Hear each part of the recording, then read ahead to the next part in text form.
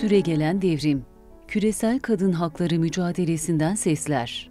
Minky Worden, Sümer Yayıncılık. Minky Worden'in editörlüğünü yaptığı Süregelen Devrim, küresel kadın hakları mücadelesinden sesler kitabı, Burak Esen'in çevirisiyle Sümer Yayıncılık'tan çıktı. Minky Worden, siyaset bilimi, Almanca ve tarih bölümünden mezun oldu. 1998'de İnsan Hakları İzleme Örgütü'ne katıldı. Küresel Girişimler Direktörü olarak uluslararası sosyal yardım ve savunuculuk kampanyaları geliştirdi. 2013'ten beri Kolombiya Üniversitesi Uluslararası ve Halkla İlişkiler Okulu'nda görev yapıyor. Minky Worden'in editörlüğünü yaptığı Süregelen Devrim, küresel kadın hakları mücadelesinden sesler kitabı, kadınlar ve kız çocukları için temel hakların güvence altına alınmasına yönelik küresel mücadeleyi özetliyor.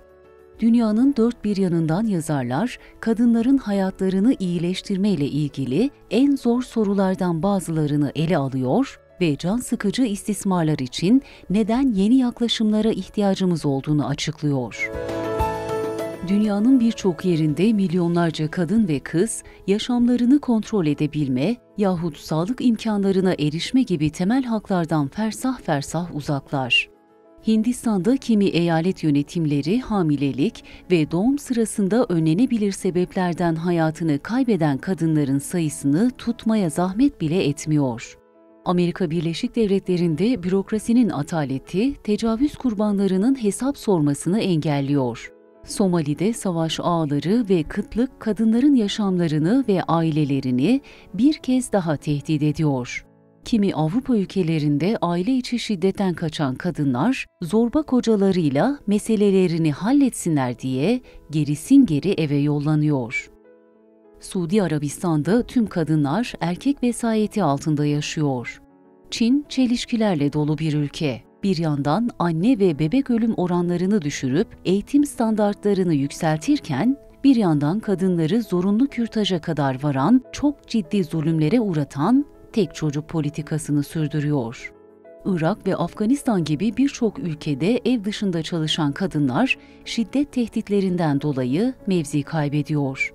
Kadınların Orta Doğu'daki yeni siyasi rejimlere katılmaya hak kazanıp kazanmayacağı, yeni anayasaların haklarını koruyup korumayacağı muamma.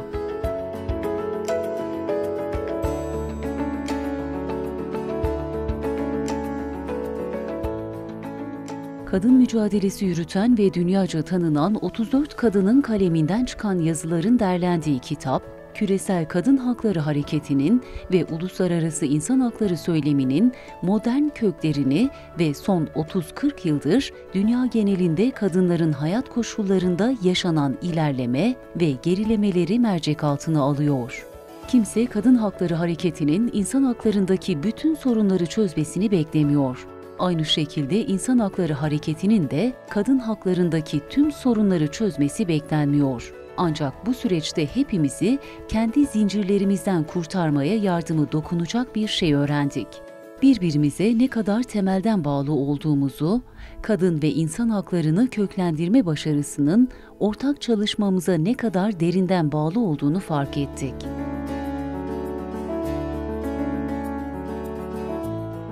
Minky Worden'in editörlüğünü yaptığı Süregelen Devrim, küresel kadın hakları mücadelesinden sesler kitabı, kadınların mülk hakları, savaş suçu olarak tecavüz, silahlı çatışmanın kadınlar üzerindeki etkileri, göçmen kadınlara yönelik şiddet, ev işçilerinin hakları gibi acil çözüm bekleyen kadın hakları sorunlarını masaya yatırıyor.